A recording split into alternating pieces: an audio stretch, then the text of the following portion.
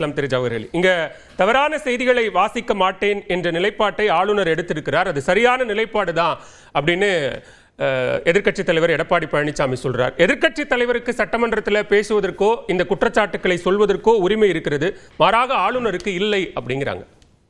அதுதான் நான் கேட்குறேன், ஆளுநருக்கு என்ன அதிகாரம் இருக்குன்ட்டு கான்ஸ்டன்ஸ் ரவீந்திரனும் ஷானவாசும் கேட்டாங்க. அரசியலமைப்பு சட்டம் அவருக்கு அதிகாரம் கொடுத்துருக்கா இல்லையா, ஹெட் ஆஃப் த கான்ஸ்டியூஷன் சொல்லியிருக்கா இல்லையா நான் கேட்குறேன். ரெண்டாவது, ஆளுநர் உரை அவர் தான் 2 வருஷமாக படிக்கல, ஏன் கவர்னர் உரைன்னு நீங்கள் போட வேண்டியதுன்னு? அவருக்கு தான் அதிகாரம் இல்லையா, கவர்னர் உரைன்னு சொல்லி படிக்க வைக்கலாம்ல, அதை செஞ்சிருக்கலாம்ல.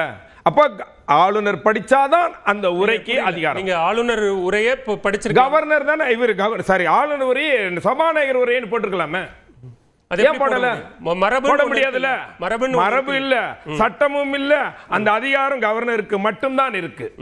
சரி, சட்டமன்றத்தை கூட்டுவதற்கு அதிகாரம் யாருக்கு இருக்கு, சட்டமன்றத்தை முடித்து வைப்பதற்கு யாருக்கு அதிகாரம் இருக்கு? அவர் தான் பொம்மையாச்சா, நீங்களே பண்ணிட முடியுமா உங்களால? இல்ல உங்களுக்கு அவருக்கு என்ன அதிகாரத்துக்கு உட்பட்டு செய்யணும் அப்படிங்கறது தானே சார் சொல்றாங்க. அப்ப உங்களை எதுவுமே பண்ண கூடாது, அவர் ஒரு அலங்கார பொம்மையா அவரு?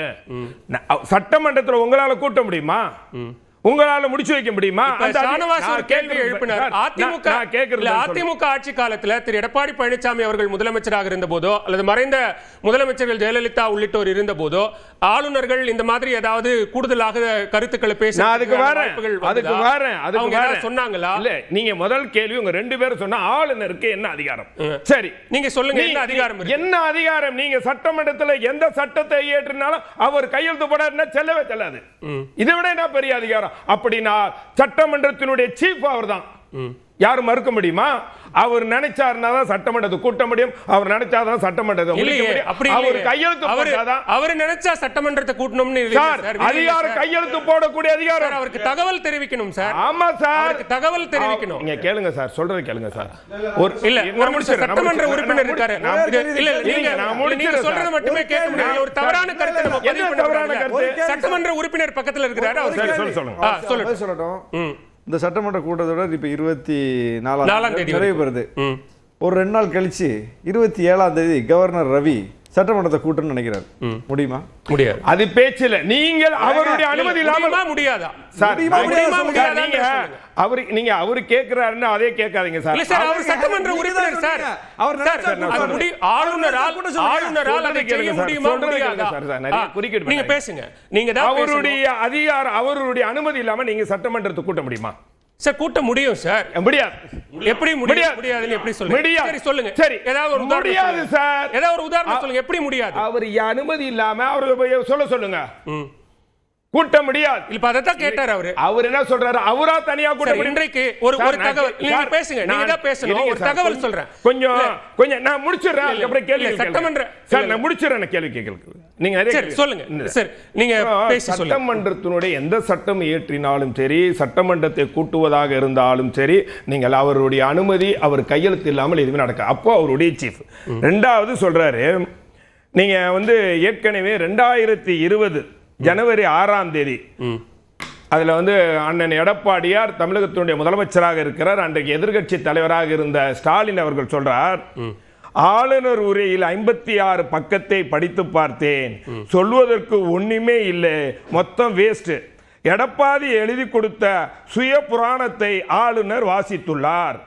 இது ஆளுநர் உரை அல்ல, ஆளும் கட்சியின் உரை, நல்ல நகைச்சுவை உரை, பேரவை நாடக மேடை யாக்குவதே. அதை சொன்னது அன்றைய எதிர்க்கட்சி தலைவர். எதிர்க்கட்சி தலைவருக்கு எல்லா உரிமையும் இருக்கு. இன்றைக்கும் எதிர்க்கட்சி தலைவர் திரு எடப்பாடி பழனிசாமி சொல்வதற்கு எல்லா உரிமையும் அவருக்கு இருக்கு. மாறா ஆளுநர் சொல்வதற்கு உரிமை இல்லைங்கிறதா அவருடைய வாதம். இல்ல, அப்படி நான் என்ன கேட்கிறேன், ஆளுநர் உரையே சரி, நீங்க அப்படி ஆளுநர் உரையே அவர் சுயசரிதையே படிச்சாரு அப்படின்னு கேளுங்க சார். படிச்சதை எதிர்க்கிறார்ல, அன்றைக்கு எதிர்கட்சி தலைவராக இருந்தபோது இது படிச்சது தவறு, இதை நீங்க மாற்றிக்கொள்ளணும்னு எதிர்க்கிறார்ல. சரி, நீங்க சொன்னதுக்கே சொல்றேன், நம்பிக்கை வாக்கெடுப்பு அதிமுக சார்பில் நடக்குது. அன்னைக்கு பிரச்சனை சட்டையை கிழியுது, ஸ்டாலினுடைய சட்டை கிழியுது.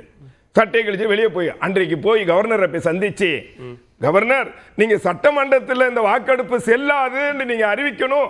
அது செல்லாது, சட்டப்படி செல்லாதுன்னு அவர்கிட்ட தானே போய் மனு கொடுத்தீங்க. அப்போ கடந்த வாரம் எதிர்க்கட்சி தலைவர் போய் ஒரு ஊழல் புகார் பட்டியல் எல்லாம் கொடுத்தாரு. கொடுக்கிறதுக்கு ரைட்ஸ் இருக்கு. நான் தான் சொல்றேன் அவருக்கு அதிகாரம் இருக்குங்கிறேன்.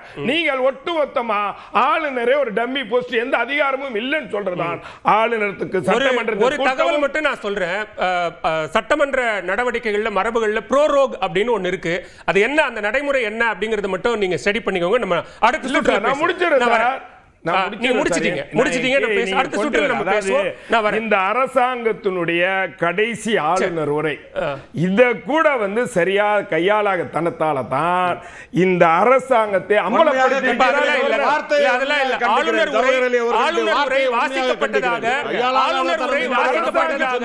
அவை குறிப்பில் இடம்பெற்றிருச்சு. ஆளுநர் உரை வாசிக்கப்பட்டதாக தீர்மானம் நிறைவேற்றப்பட்டு அவை குறிப்பில் இடம்பெற்றாகிவிட்டது. இனிமேல் அதுல மாற்றத்துக்கு ஒண்ணும் இல்லை சார். அடுத்த சுற்றுல பேசுறேன். முடிச்ச பிறகுதான் நான் சொன்னேன். இல்ல நீங்க முடிச்ச பிறகுதான் நான் என்னுடைய விளக்கத்தையே சொன்னேன். ஒரு சுற்று எல்லாருக்கும் இந்த தவறான பார்வையை முன்வைக்காதீங்க. முதல் சுற்று தான் நம்ம பேசுவோம். அடுத்த சுற்றுல பேசுவோம்.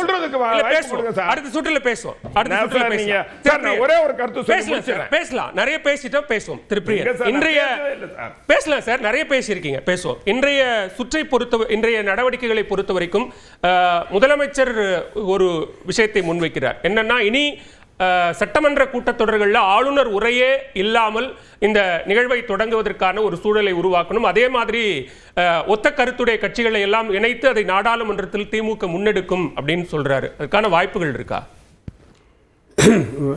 நீங்கள் இந்த கேள்வியை கேட்டாலும் ஸ்ட்ரைட்டாக ஒரு பதில் சொல்கிறேன். அதாவது பாஜக ஆட்சியில் இருக்கிறவரையும் இதுக்கான வாய்ப்பு கிடையாது. ஆக்சுவலாக 29 ஒரு ஆட்சி மாதிரி ஒரு யூபிஏ கவர்மெண்ட் மாதிரி வந்தால் ட்ரை பண்ணி பார்க்கலாம்.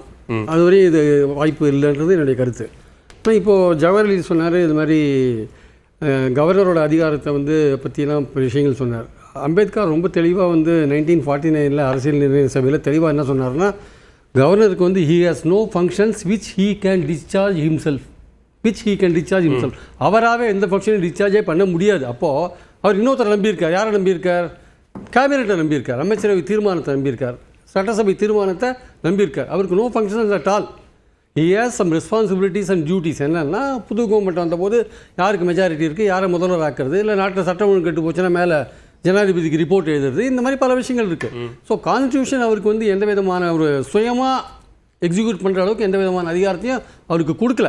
அவர் கவர்மெண்ட்டோட இதை ஃபிகர் ஹெட்டாக இருக்கார். ஒரு கான்ஸ்டியூஷனில் ஒரு ஃபிகர் ஹெட்டாக இருக்கார். அவருக்கு சுயமாக எந்த அதிகாரமும் கிடையாதுன்றது தான் அம்பேத்கர் சொன்ன வார்த்தை. அம்பேத்கரை மதிக்கிற எல்லாரும் ஏற்றுக்கணும், கவர்னர் ரவி ஏற்றுக்க மாட்டாங்கன்னா அவர் அம்பேத்கரை மதிக்கல, அவர் பேரை சொல்லலை. ஆனால் அவருக்கு இது பொருந்தாது நான் சொல்கிறது. ஸோ அந்த பாயிண்ட், இன்னொரு பாயிண்ட் என்னென்னா, சட்டசபை கூட்டாது இருக்கிறது, இந்த மாதிரி விஷயங்கள்லாம் இருக்குல்ல.